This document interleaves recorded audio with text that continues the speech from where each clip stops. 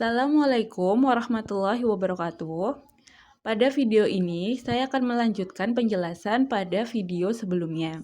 Pada video sebelumnya, kita belajar 3 cara untuk mencari akar-akar persamaan kuadrat.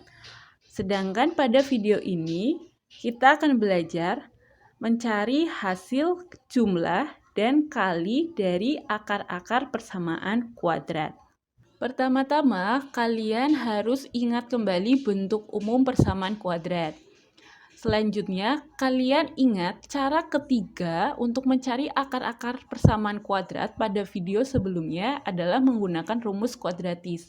Maka, kita di sini juga menggunakan rumus kuadratis, yaitu sebagai berikut.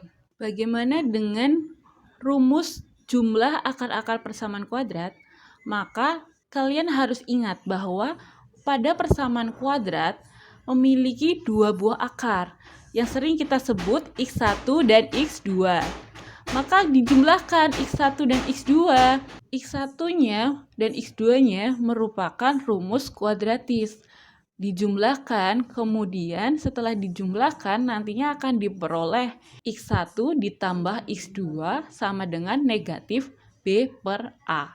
Selanjutnya, dengan cara yang sama seperti pada penjumlahan hasil kali akar persamaan kuadrat, maka kita juga menggunakan rumus kuadratis untuk mencari hasil kali dan juga selisih akar-akar persamaan kuadrat. Kalian bisa perhatikan prosesnya, sehingga nanti diperoleh x1 dikali x2 sama dengan c per a, dan x1 dikurangi x2 sama dengan akar D per A. Sehingga diperoleh kesimpulan untuk penjumlahan akar-akar persamaan kuadrat itu adalah min B per A. Kemudian perkaliannya adalah C per A dan pengurangannya atau selisih dari dua akar-akar persamaan kuadrat yaitu akar D per A. Dengan D-nya adalah B kuadrat min 4AC. Di sini kita mencari penjumlahan, perkalian, dan juga selisih dari akar-akar persamaan kuadrat tanpa perlu menemukan nilai dari akar tersebut. Untuk lebih jelasnya, kita masuk ke contoh soalnya. Kita lihat untuk yang nomor 1, kita diminta mencari hasil kali dan juga penjumlahan dari akar-akar persamaan tersebut. Hal pertama yang harus kalian lakukan ketika mencari nilai dari penjumlahan dan perkalian akar-akar persamaan kuadrat yaitu mencari nilai A, B, dan C-nya terlebih dahulu. Jika kalian tidak bisa mencari nilai A, B, dan C atau keliru dalam menentukan nilai A, B, dan C-nya, maka nanti pasti hasilnya juga salah. Kita mulai dari persamaan yang pertama, yaitu x kuadrat min 7x plus 5. Maka kalian kalau bingung A, B, C-nya itu yang mana? Kalian lihat bentuk umum dari persamaan kuadrat. A itu berada di depan x pangkat 2. Maka kita lihat A-nya sama dengan 1. Kemudian B itu berada di depan x. Maka negatif 7. Dan C-nya adalah konstanta, di mana dia berdiri sendiri tanpa variabel, yaitu 5. Kalau sudah menentukan A, B, dan C-nya, tinggal kita langsung masuk ke rumus. Penjumlahan akarnya menjadi min B per A, maka tinggal kalian masukkan. Min 7 per 1, karena B-nya min 7. Sehingga min ketemu min positif, 7 hasilnya. Kemudian, x1, x2-nya langsung bisa kita cari dengan rumus juga C per A yaitu 5. Begitu. Kemudian untuk persamaan yang kedua yaitu 2x kuadrat min 6x sama dengan 0. Nilai A itu akan sama dengan 2. Nilai B akan sama dengan negatif 6. Yang C kita lihat pada persamaan tidak ada konstanta, maka C-nya bernilai 0. Selanjutnya kalian masukkan ke rumus sama. Untuk yang perkaliannya, C per A. C-nya 0 dibagi 2, maka hasilnya 0. Kemudian untuk yang persamaan ketiga, yaitu x kuadrat plus 8 sama dengan 0. Maka kalian pasti sudah tahu, A sama dengan 1. B, karena tidak ada variabel x, maka B bernilai 0, kemudian C bernilai 8. Selanjutnya kalian baru masuk ke rumus penjumlahan dan kali dari akar-akar persamaan kuadrat. Untuk soal yang kedua, jika X1 dan X2 merupakan akar-akar dari persamaan kuadrat 2x kuadrat ditambah 4x dikurangi 14 sama dengan 0, maka tentukan nilai dari yang pertama, dari X1 ditambah X2. Langsung ke rumus, maka diperoleh min 2. Kemudian X1 dikali X2. Masukkan ke rumus C per A, hasilnya negatif 7. Kemudian X1 dikurangi X2.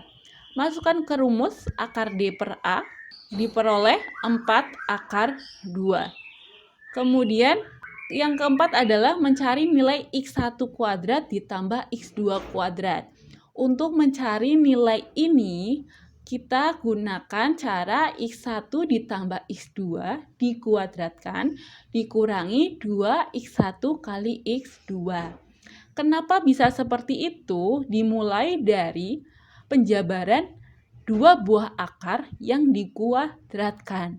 Kemudian kalian masukkan nilainya, X1 ditambah X2 sudah dicari, kemudian X1 dikali X2 juga sudah diperoleh, nilainya negatif 7, tinggal dihitung. Negatif 2 dikuadratkan dikurangi 2 kali negatif 7, hasilnya 18. Selanjutnya untuk yang X1 pangkat 3 ditambah X2 pangkat 3. Caranya sama, hanya saja karena dia pangkat 3, maka ini kita mulai dari penjumlahan dua buah akar yang dipangkatkan 3, yaitu X1 ditambah X2, pangkatkan 3, kurangi 3, X1 dikali X2, kemudian dikalikan lagi X1 ditambah X2. Setelah itu kalian masukkan nilainya, X1 ditambah X2 sudah ada negatif 2, X1 kali X2 sudah diketahui negatif 7 dari yang sebelumnya kita hitung, dan X1 ditambah X2 juga negatif 2. Setelah itu kalian hitung sendiri berapa nilainya. Selanjutnya, ketika yang dicari adalah X1 per X2 ditambah X2 per X1, maka kita perlu menyamakan dulu penyebutnya, karena ini bentuk pecahan. Untuk menyamakan penyebut, maka kita kalikan penyebutnya. X2 dikali X1 akan sama dengan X1 kali X2. Maka pembilang berubah menjadi X1 kuadrat ditambah X2 kuadrat. Untuk X1 kuadrat ditambah X2 kuadrat sudah kita cari nilainya sebelumnya yang di atas, yaitu 18 dibagi negatif 7. Selanjutnya 1 per X1 ditambah 1 per X2. Ini sama dengan yang sebelumnya persis. Kalau kita perlu menyamakan dulu penyebutnya. Hanya saja nanti yang berbeda apa? Pembilangnya. Pembilangnya menjadi X2 ditambah X1.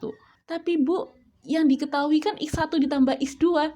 Sama saja X1 tambah X2 atau X2 ditambah X1, karena dia penjumlahan maka sifatnya komutatif. Nilainya sama, yaitu negatif 2. Begitu. Sekian dari pembelajaran hari ini. Jika ada pertanyaan silakan ditanyakan. Semoga kalian mampu memahami dengan mudah apa yang saya jelaskan. Bila masih ada kesulitan, saya menerima pertanyaan dari kalian. Silakan, jangan sungkan. Selamat belajar dan silakan kerjakan latihannya. Terima kasih. Wassalamualaikum warahmatullahi wabarakatuh. Jangan lupa untuk subscribe dan nyalakan notifikasinya.